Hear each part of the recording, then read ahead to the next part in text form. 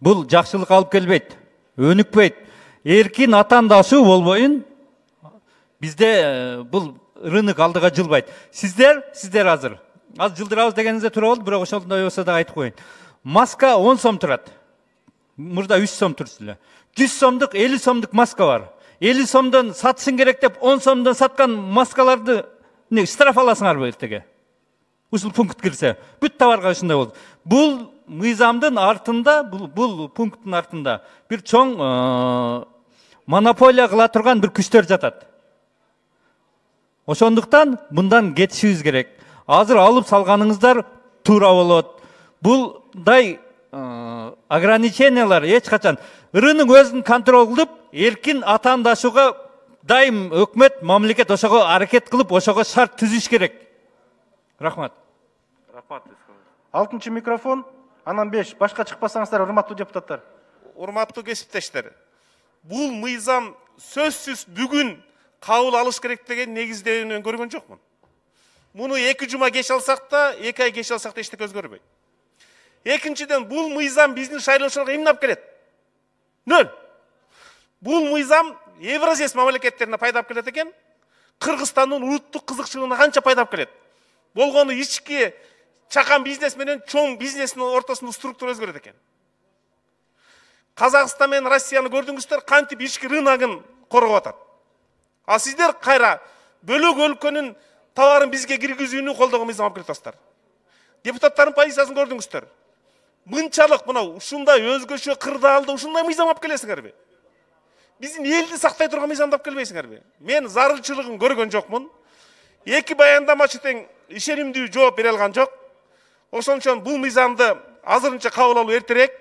Өзүңүздөр айтып атасыңар, бир депутатыбыз айтса бул пунктты алып коелу деп. Өзүңүздөр чала даярдап келген турбайсыздарбы? Ошон үчүн бул мыйзамды кабыл алууну токтотсок, анан ушул багытта иштеген бизнес чөйрө менен талкуулап келишибиз керек. Биякта мен түшүндүм, чоң бизнес менен майда бизнес ортосунда кармаш болуп атат. Биз майда бизнесин чоң бизнеске алып берген атабыз. Кыргызстандын бюджетине бир тиын түшөбү? Биздин элге товар арзандайбы? Бирөөнө да жооп жок. Бөлөк өлкөнүн бизнесин товарын Кыргызстанга алып келүүнү колдой турган мыйзам экен. Ал өлкөлөр өздөрүнүн рыногун коргоп атат. Биз да ушундай учурда өзүбүздүн рынокто коргошубуз керек. 5-чи микрофон.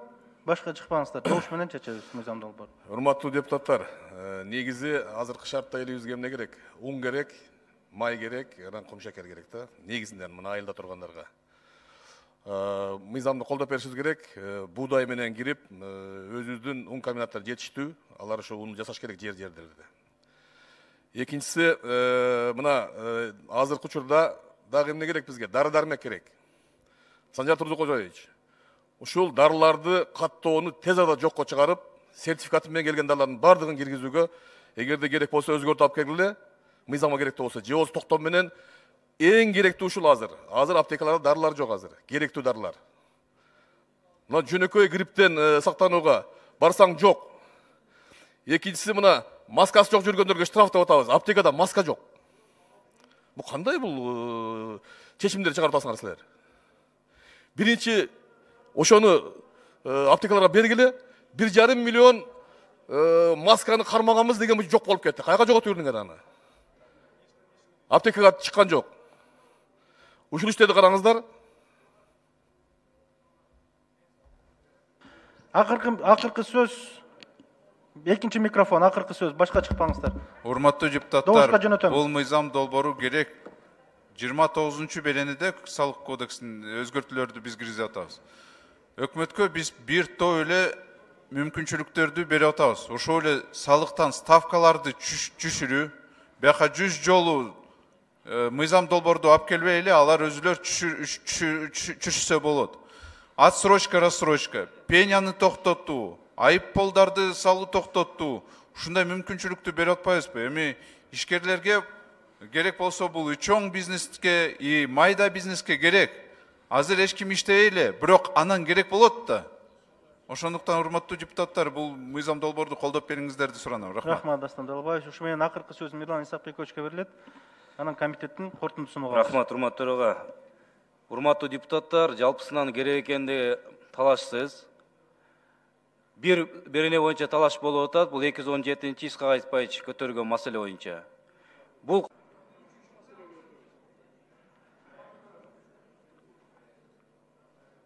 6-чы микрофон. Урматтуу төрага, процедура боюнча чыгып атам. Өзүңүз көрүп атасыз, урматтуу төрага, канча депутат чыгып суроолорду берип атат, өкмөт жооп бере албай отурат. Негизи бүгүн кезексиз жыйынды биз кезектүү жыйын катары өткөзүп атабыз, урматтуу төрага. Кезексиз жыйында эң биринчи өкмөттү ушул жерге келип отчеттон башташ керек эле да. Акыбал кандай болуп атат өкмөттө? Келгиле, ушул премьер-министр чакырганда негизги биздин өлкөдөгү акыбал жөнүндө суроолорду ошол киши көрөлү. Мына, ошол кишилер айтты эле, маска 10 сомдон кымбаттабайт деп. Бүгүнкү күндө 20 сомдон 75 сомго чейин сатылып атат аптекаларда. Азык-түлүк эмне болуп атат? Эртең кандай болот? Саламаттык сактоо, коргоо жагы, укук. Мына ушул суроолор боюнча чакыралы, убакытты коюңуз. Мына бул мыйзамдарды карап бүткөндөн кийин дайынданып келдим. Биз баардык суроолорду берип алалы ошол кишиге. Рахмат. Рахмат. Анда мындай кылалы, урматтуу депутаттар. Азыр добушка коем, премьер-министр мыйзам долбоору, акыркы мыйзам долбоору кирбедиби? Акыркы мыйзам долбоору, жана штрафтар боюнча. Ошол боюнча да келип доклад кылсын, анан кийин суроо талаптар болсо, ошол жерден берип алыңыздар. Каршылык жокпу? Анда добуш менен чечип алалы, добуш берсеңиздер.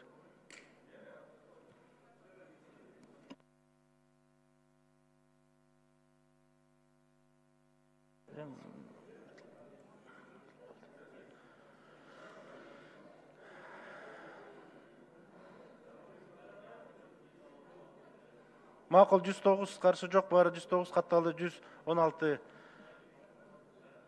кабыл алынды, сунуш өттү. Урматтуу депутаттар, премьер-министрге кабар бериңиздер. Анан урматтуу депутаттар, ушу жыйын бүткөндө коалициялык көпчүлүк чогулат.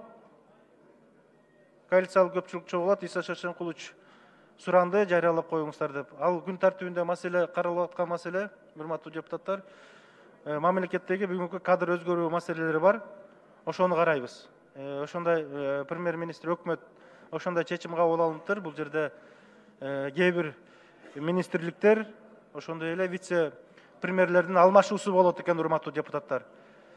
Премьер-министр ошондой сунуш киргизди, азыр сунуш келип түшүп атат. Тийиштүү комитеттерге сунуш түшөт. Эгерде макул болсоңуздар, тийиштүү комитеттин төрагаларына мен жөнөтөмүн. Ошону карап чечип берсеңиздер, бүгүн толук ошол маселелерди карап, жаңы вице-премьер-министрди, жаңы министрди шайлап бүгүн бүтүрүп алсак, урматтуу депутаттар.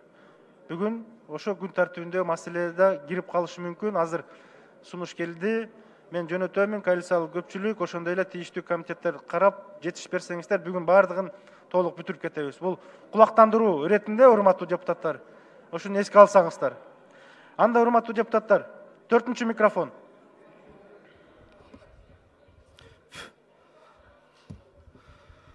Саламатсыздар, урматтуу коллегалар.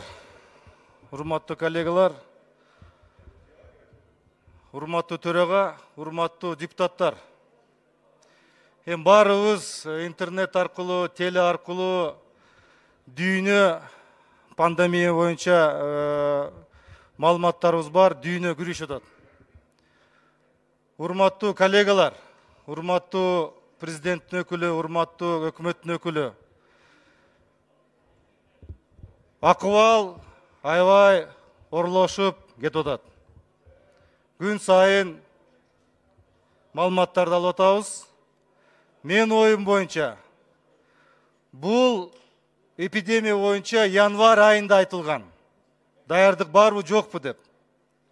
Анан коопсуздук кеңеш жыйын өткөзгөн. Мына бүгүн азыр окуп атабыз. Вице-премьер-министр бошотулду, саламаттык сактоо министри бошотулду деп угуп атабыз. Бирок мен бир ой айткым келет. Биз өткөндө өзгөчө абал боюнча чечим кабыл алдык, президенттин указы боюнча. Мен оюм боюнча бүтүндө өлкө боюнча өзгөчө абал киргизиш керек. Урматтуу коллегалар, өлкө боюнча, урматтуу коллегалар, абал өзгөчө абал киргизиш керек. Эгерде биз изоляция кирбесек, анда ушинтип жүрө беребиз. Бул биринчи. Экинчи, биз эртең иштейбизби, иштебейбизби, Дастан Асыпбекович? Эл менен дейсизби? Эртең иштейбизби, иштебейбизби? Азырынча эртеңки күн тартибинде маселе жок. Анда мындай. Аз өкмөт. Мына бул жерде вице-премьер-министр отурат. Сиздер азыр түшкө чейин аз мына өкмөттүн демилге чыгарган мыйзам долбоорлор бар.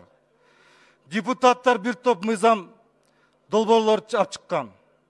Анан кийин коомдук талкуу, анан комитетти кароо, анан кийин дагы жана башка маселелер абдан көп болуп атат да. Ошон үчүн сиздер түшкө чейин кимдин мыйзам долбоорлору эгерде азыр биринчи окууда каралган болсо, экинчи, үчүнчү окууда каралыш керек деп сиздер азыр түшкө чейин киргизсеңер, азыркы абалга жараша кайсы мыйзам долбоор керек болсо, бүгүн биз карап бүтүрүп коелук ушунун бардыгын. Рахмат. 10 секунд бергиле. Дастан Асыпбекович, азыр 4-5 маселе айтып калды. Азык-түлүк коопсуздук боюнча бир топ мыйзам долбоорлор бар. Ошону киргизип карап койбойлукпу? Вообще негизи урматтуу коллегалар, биз азыр бул акыбалда өкмөткө, президентке биз укук бериш керекпиз.